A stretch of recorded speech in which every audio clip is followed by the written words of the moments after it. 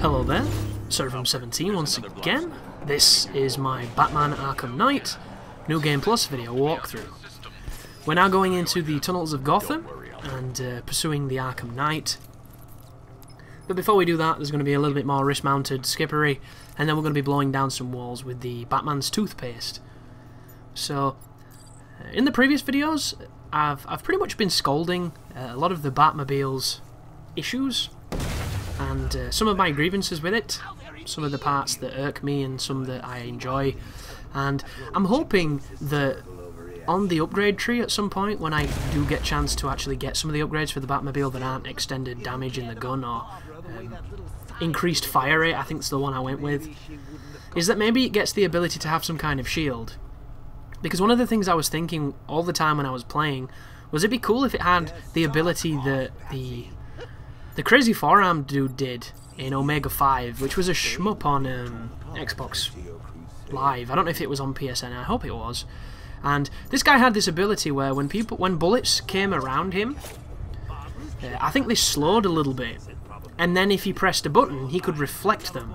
And it was an incredibly powerful tool that he had, and it made beating the game with him much easier than some of the other people, because you could use it to get some really good scores. But all the time I'm in the Batmobile, I'm just thinking, it'd be cool if, when I'm in a spot where I know I can't dodge one of these red lines that's on me, and I know I'm going to get hit and there's nothing I can do, if I could press a button and the Batmobile got a shield on it for like 2 to 3 seconds and then it went away, but in that period it bounced shots back or it just made me invincible, that'd be really, really cool. And the more I thought about it, I was thinking, well, would it be a little bit overpowered? Should it have a cooldown? When you think about it, it can't really have a cooldown, because the problem with that is if you're going to give somebody the ability to dodge damage, when they try and dodge damage and they don't have that ability, it's going to make that ability frustrating. So my next thought was probably a little bit more gamey. What if it was linked to your special bar? So for instance, when you build up your special bar, or every time you use this dodge, it takes off a quarter of your special bar, so you can do it 4 times per bar. And then it'll just be a case of killing a few dudes at the beginning, and then you have that bar to fall back on as a nice, you know, dodge and a nice evade. And it would make pretty much every issue and every gauntlet and every fight with that tank so much more adaptable to get really, really good with it. Because as it stands, you have to get really good at dodging and spacing and threat prioritizing, and a lot of the time some of that stuff is not the most interesting. That's hilarious. Did you see what happened then? A bunch of dudes started running in that room when I was doing a beatdown on the big guy, and I immediately pressed counter for fear of reprisal. But I know now, from playing this earlier today on hard, they don't attack you as they enter the room. They all run into the room, and then they come for you. So I could have finished off that beatdown and killed this heavy before I even engaged them. But the gamer in me is like, oh, enemies are here, they're going to attack me, time to counter. And it ended up getting me screwed, much like that chop just then. And then this is just going worse because I'm getting hit all over the place. But you'll notice plenty of the things. See that just then? That was an input drop. And I think that one's probably makes a little bit more sense, but they're so easy to spot because I can remember them. It was a weird day when that was happening, and it's not the controller because I'm using a brand new controller. I think it's just my timing, but more guys are going to turn up. Don't worry about this fight. It's really not bad. I'm going to make it look much worse than it is because apparently I'm having a bad day at this point. Who knew it was going to get so much worse? So that's weird when you try and attack them and you're not quite at them and they do the evade, so you end up being in the middle of nowhere not knowing what's happening. There's an environmental kill. I really do enjoy that. Just don't enjoy the detection. There's a quick gadget. There's another environmental kill. Really, really cool stuff. Do you know what I would have done with the combat in this game? Minus, you know, all the things I've mentioned that I think need a tweak so far. Is I would have had a custom combo. I think it's a game that would be rewarded so much by it, like.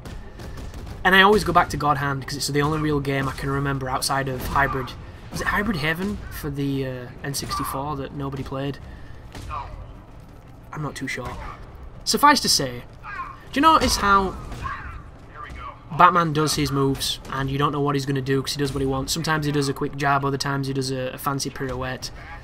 And you're kind of at the mercy of fancy animations or more efficient and economical animations, and you never really know where you stand. Well, just imagine if there was a hierarchy that you could change and fill with whichever move you want, so you could tailor your Batman to do what he's meant to do during these combos. Like, they could have tiers of moves that are faster or stronger or that build score quickly, and they could only be accessed once your combo gets to a certain meter. And then you could have it so that you have a very specific attack when it gets to that point. So you get your combo meter to 30, and Batman only does the super overpowered Ganondorf Super Smash Bros. Melee jab. Like, that's all he does. None of the fancy pirouetting. He's got super good frame advantage, and it turns you into a monster because you got to 30 without being hit. Which, I've been watching a lot of playthroughs on this game. Not a lot of people are very good at the combat. And I appreciate that they're big YouTubers and they cover a lot of games, but...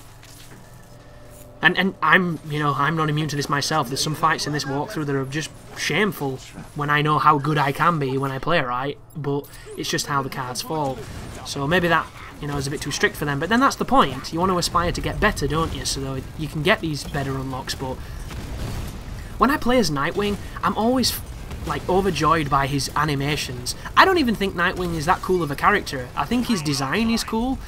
In this game, I think his neck's a bit too fat. I call him Fatwing. Or Fat Neck. Fat Neck's probably a better nickname for him, because his neck, it fucking looks huge, dude. It does. It looks thicker than Batman's head. And Batman's head is like a brick. So I don't really get that too much, but I just love the black and the blue. Although I do prefer the one on the comic where he's got kind of longish hair, from one of the side stories. I thought that one looked really cool.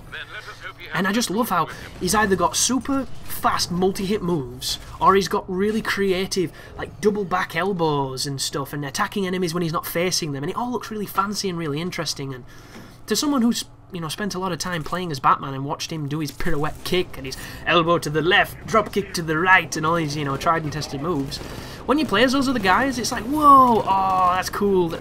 And I like that. I want more of that. So just imagine if you could give Batman a bit of flair. That'd be the shit, dude. He knows where she is, Alfred. But I just think there's so much you could do with the combat, because at this point it's so well established. Look at that. That is probably the only piece of geometry in this game the Batmobile will not plow through. And I found it during a chase sequence. I was so happy to notice that. But I just think the combat it's evolved to such a point now. Like, aside from a couple of little bit of tweaks, there's nothing more to do with it, which is why the only real additions we have in this game are a couple of different animations, a couple of different specials, a new counter that's really, really cool, and these tag takedowns. Like, there's no real other depth to it. But just imagine if you could unlock and get these crazy new moves for Batman and put them in a sequence that you designed, so that everybody could tailor their own actions as Batman. Do you want a Batman that does nothing but kick dudes and look badass when he does it? Do you want a Batman that's full of frivolous soul-back kicks and flipping cartwheel stuff and crazy, unintuitive maneuvers? Well, there you go. And each of them could have different rewards. They could have passives, they could extend the combo, they could give back life, they could give extra experience, they could, power up certain gadgets. There's so much room for nuance and complexity that doesn't make it complicated, it just makes it deeper and more interesting. But alas, it's still a great game without anything like that. The driver isn't the Arkham Knight. Here we go. But he'll know where I can Let's find grab him. So this is pretty funny. We get to torture this guy with the wheel of the Batmobile. And I've left it in because I do like it. How does it feel to be chased? But we got duped, as we always do, following some dude who's got a voice changer.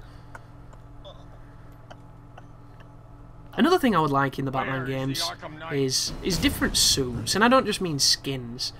One of the things I liked the most about Ocarina of Time when I first played it is when Link got the different tunics, they really felt different. They felt like you were a different character when you were in them. And they were literally palette swaps. There was nothing fancy about them, guys, but one of them enabled you to breathe underwater, the other one enabled you not to get burnt by lava, and so on and so forth. So, at the time, it was the simplest, most, it was a palette swap that had a couple of mechanics tied to it, and that is not hard. Nowadays, games have got more advanced, so it'd just be nice if there was a progression of suits, like for different situations. And I know there's always the tendency for it to get gimmicky and silly, but it'd just be nice if you had, these opportunities to swap your suits into all kinds of different crazy ones that gave you some kind of benefit or bonus or purpose. Like, I think that'd be a really nice addition. It also reminds me of Shadow Man, which is calling on a game that people might not know. But Shadow Man was a game I played on the N64, where you played, I think he was like a hitman from Louisiana, or New Orleans, or whatever. Is New Orleans in Louisiana? I don't even fucking know. That's my American geography for you. I know it's close. I think it's the state and that's the city, is it? Something like that. Never mind. But you were in the bayous and you were doing all kinds of weird voodoos and shit. And you used to go into this alternative world where you were Shadow Man, which was this kind of like this voodoo-inspired superhero who had a skull on his chest, and you had a pistol that could like purify monsters. And you were collecting these dark souls from these evil people. The bad guy on that game was called Legion, which was the first time I came across the "For I am Legion, for we are many" quotation from the Bible.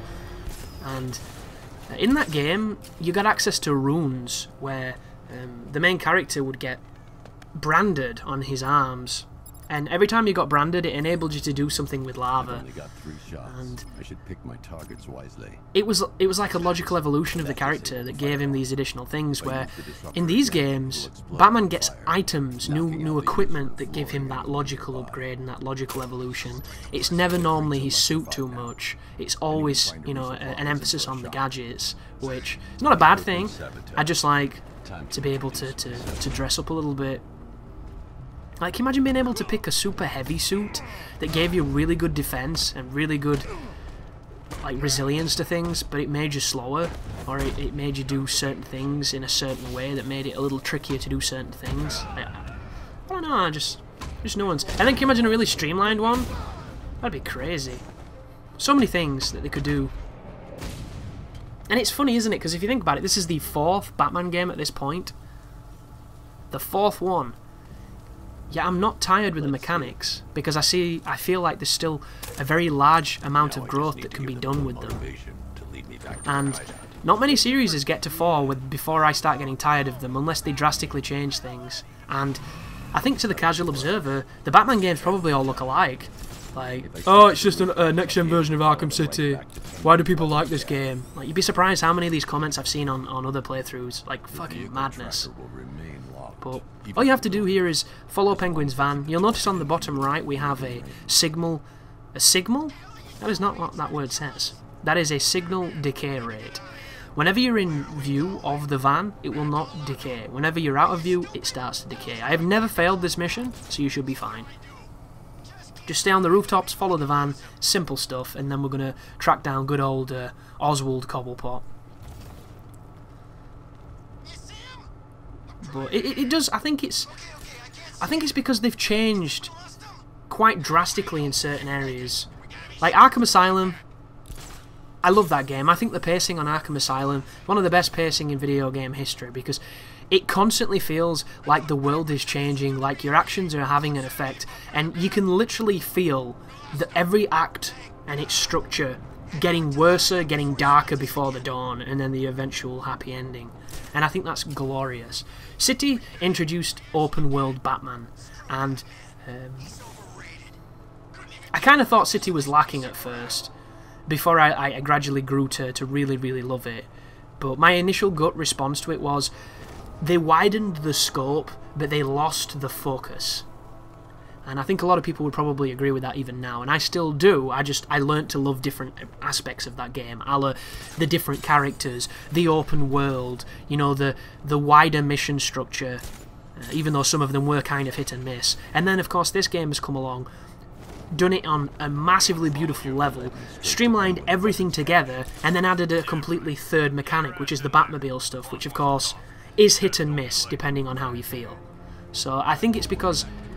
And I kind of don't count Arkham Origins, because as much as I enjoyed it, that game did nothing, really, except for sloppily ruin the combat in certain areas, and add those electric gloves, which I really liked, because they turned the game into whack-a-mole. But this is pretty tricky, guys. This is a rather large gauntlet of enemies. They are all armed. Whenever you see a full rooftop with people who are armed, it means it's a Predator section. I know that sounds obvious, but the amount of times I've dive-bombed onto a roof without going into detective mode thinking I'm about to get into a fight and I've been mercilessly gunned down is way too high. It was happening last night a lot as I was so deflated and broken because I'd wasted an entire day in a room that was far too hot, doing work that was going far too smoothly, and then of course it fucked up. So I think I was in shock for a while, for a couple of hours, and I was watching DSP as well play Arkham Knight, and he got swatted on his stream, which I think is absolutely disgusting. I really do. And I don't care if you don't like that man. I don't care if you think he's a parasite, if you think he's the cancer of YouTube, and you know he doesn't deserve subscribers, views, or money, or whatever your issues are with him in particular. And they can be abundantly clear because he's an abrasive guy at times, and some of his decisions are irredeemable. But swatting is dangerous, and the people who do that, like, I would literally lynch them and burn them alive. I have no sympathy for the people who think that that's funny, because swatting in America, do you really need to give people with guns any more excuse to shoot innocent people without guns? I don't think you fucking do. Like, and as much as I think we need police, and police do a fine job 99% of the time, there's always that one time where somebody gets a little trigger happy, and what if it was that? Like, you have something against somebody, so you do this prank, and they get shot dead by fucking MP5s in the living room. Like, real funny joke, dude. I think it's sick, I really do. It's as sick as my punishment, and I don't understand it at all. But the good news is he'd already warned his little estate that he lives on that this might be something that happened, so the police already had an idea that he probably hadn't murdered his girlfriend and her extended family, which, really sick minds. On this cutscene here, by the way, if you bash Y, you will counter everybody without penalty, so you don't have to worry about not knowing when to counter, just mash it. I can't believe that people do things like that. I truly can't. It's this funny thing we live in at this moment in time where people can build these imaginary grudges against somebody over seemingly nothing, and I am not immune to hating someone I don't know online, because I hate plenty of people on principle, but that doesn't mean I'm going to spend a single second of my life thinking about them, let alone trolling them or annoying them or actively going on some kind of campaign against them. And then that's not speaking. Phoning a goddamn service, like they're essentially, it's like a military service. It's the armed response of the police. Like, some people have way too much time, dude, and that's coming from somebody who has all the time in the world. Like, I don't get that at all. I just find it confusing. But this is Nightwing, bitches, and I hope I swap to him because I love this character so much, even though he does have a very fat neck. But he's so fast and his moves look cool, and I'm playing as Batman, which is really annoying. What are you doing, Chris? Swap to the guy, please. Show the kind people the awesome Nightwing. No? I must have really been in the zone when I was playing this. Just fight. Must fight. I don't know. Couldn't tell you. But, you know, it happens, folks. Anyhow, play as Nightwing on this section, and then remember why you never want to play as Batman again. Because Nightwing is the shit. Look at him go. He's so fast, dude. He's just like Catwoman, only, you know, Nightwingy. But there's a break. Oh, the drop kick. Does he do the backwards thing? He does this double elbow to people when he's got his back turned, and I'm in love with it. Oh, do it. Please do it. There's the beatdown. Do it. Oh, I didn't. Just... There it was! Look at that move, dude. Oh! And they won't let you play as this character outside of this section and maybe a side mission somewhere that I've not done yet. Look at him. Oh, but that was a mistake. I thought I had the ability to do a normal takedown because it's telling me to do a dual takedown. But apparently you can do the dual takedown without having any points or any score multiplier. And then I'm just chucking on my gadgets to see if that this works because I was testing a theory, seeing what his gadgets were. Your gadgets do not count unless they're in the combo, it seems. So, I think that's something that was always the case, but I was just double checking. Because in the previous games, especially in the challenge maps, at the very beginning of the combat challenges, you want to use every single gadget at the beginning of the round, and then you want to focus on not getting hit. If you do that, you'll get the maximum bonus for gadgets. However, it seems like they must be in a string of combats, because if you watch, my gadgets are only... Is that 2? I can't see, it's 2 resolution shitty. But my gadget variation is kind of shit. And just a little bit of experimenting with Nightwing to see what his other shit was. I had it under control. I told you, I need you back in Bloodhaven. There's the cutscene, there's the end of it, and we get to blow up these weapons now. There's a little interesting plot. I don't know why I said that weird. The Joker mocks Penguin's accent, which I think is funny because it's Nolan North doing a Cockney accent, and I think he does a pretty good job for the most. Like, you could have just actually got a Cockney, but you wanted to get somebody who is American to do it, which, bearing in mind, guys, Rocksteady are an English studio, so they could have easily got an English person to make that accent, yet they chose Nolan North, which I think is a testament to him. And it might be just them liking his work and wanting to work with him, or it might be because they really like what he does when he does that accent. I don't really know. But this unlocks the Gunrunner missions. You can see some more upgrades there for the Most Wanted progress. I just talked quickly to Nightwing because I want him with me. I want to play as him. At this point, I would like to play as anybody but Batman, but of course, they want you to play as Batman. And I understand it, but there's got to be somebody out there like me who would love to play as somebody else. I don't know. I love Batman, I truly do, but those other guys, they fight so different to him, so it makes the game feel like a different game, and that's the kind of stuff that gets me really excited. But thank you for watching, and you take care now.